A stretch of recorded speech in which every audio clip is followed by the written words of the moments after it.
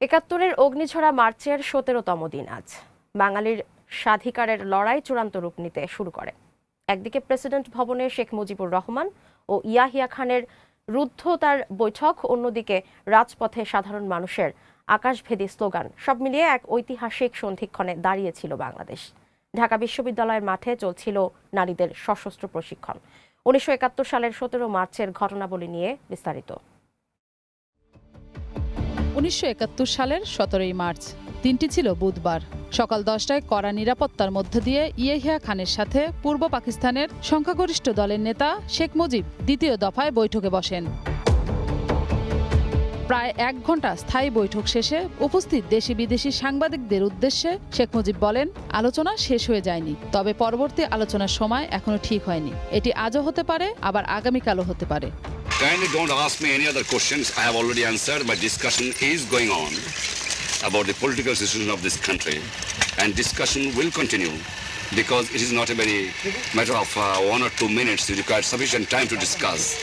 And tomorrow 10 o'clock again I am meeting the president and discussing.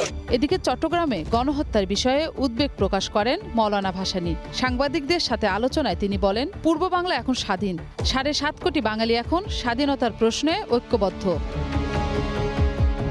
Maulana Bhasani Sheikh Mujibur রহমানকে একটি তার বার্তায় চট্টগ্রামের সামরিক বাহিনীর গণহত্যার তদন্তের দাবি জানিয়ে তার দলের নেতাদের চট্টগ্রামে পাঠাতে বলেন। ভাসানীর প্রস্তাবে শেখ মুজিবুর রহমান চট্টগ্রামের গণহত্যার তদন্তের জন্য ক্যাপ্টেন মনসুর আলী, খন্দকার মুশতাক আহমদ ও আবিদুর রেজা খানকে সদস্য করে তদন্ত কমিটি গঠন করেন। অসহযোগ আন্দোলন এদিন কার্যত স্বাধিকার আন্দোলনে রূপ নেয়। ঢাকা বিশ্ববিদ্যালয়ের কেন্দ্রীয় খেলার মাঠে শুরু হয় ছাত্রীদের রাইফেল চালানোর প্রশিক্ষণ। অন্যদিকে দ্বিতীয় ইস্ট বেঙ্গল রেজিমেন্ট বাঙালি অফিসারদের কাছ থেকে অস্ত্র কেড়ে নেয়ার সংবাদে উত্তাল হয়ে ওঠে জনতা। স্বাধীন সংগ্রাম কমিটির পক্ষ থেকে রাজপথে ব্যারিকেড আরও শক্তিশালী করার নির্দেশ দেওয়া হয়। আনসার বাহিনীর কর্মকর্তাদের সাথে এক গোপন বৈঠকে শেখ মুজিব তাদের নির্দেশ দেন, সতর্ক থেকেও অস্ত্র যেন হাতছাড়া না হয়। ১৭ মার্চ রাজশাহীতে গঠিত হয় স্বাধীন বাংলা ছাত্র সংগ্রাম পরিষদ, যেখানে গভীর রাতে বোমা বিস্ফোরণের উত্তেজনা ছড়িয়ে পড়ে। অন্যদিকে পাবনার ঈশ্বরদীতে প্রায় ৩৫,০০০ মানুষের এক বিশাল লাঠি মিছিল বের হয়। ছাত্র জনতা আমিনুল হক চুনু রেলওয়ে বুকিং কাউন্টারের ছাদে স্বাধীন বাংলার পতাকা উত্তোলন করেন, যা স্থানীয় জনগণের মনোবল বহুগুণে বাড়িয়ে দেয়। সারা দেশের সরকারি বেসরকারি অফিস, আদালত ও শিক্ষা প্রতিষ্ঠান সম্পূর্ণভাবে বন্ধ ছিল।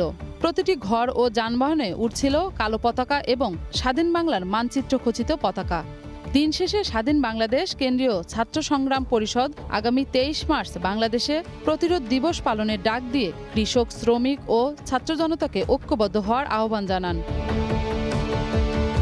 ১৭ই মার্চের ওই উত্তাল ঘটনাবলী প্রমাণ করে যে বাঙালির স্বাধিকার আন্দোলনের চালিকা শক্তি আর সভা সমাবেশে সীমাবদ্ধ ছিল না, তা ছড়িয়ে পড়েছিল সেনানিবাস থেকে শুরু করে প্রত্যন্ত অঞ্চলের সাধারণ মানুষের কাছে।